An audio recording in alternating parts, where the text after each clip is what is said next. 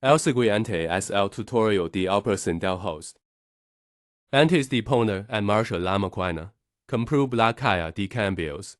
Si puedes subrayar, es en punto muerto. Luego tira del embrague, arranca el motor diesel, tira del embrague y cambia a la marcha. Q1, 1, 2, 3, 4 y marcha atrás.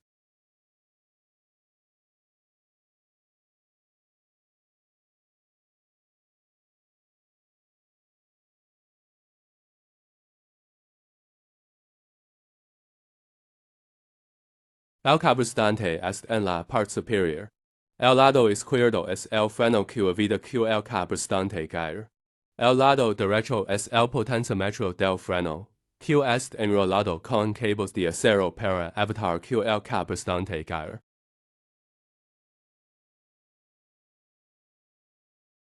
A continuación se muestra la válvula de funcionamiento de la máquina. Si se presiona la válvula situada más a la izquierda, la presión aumentará rápidamente.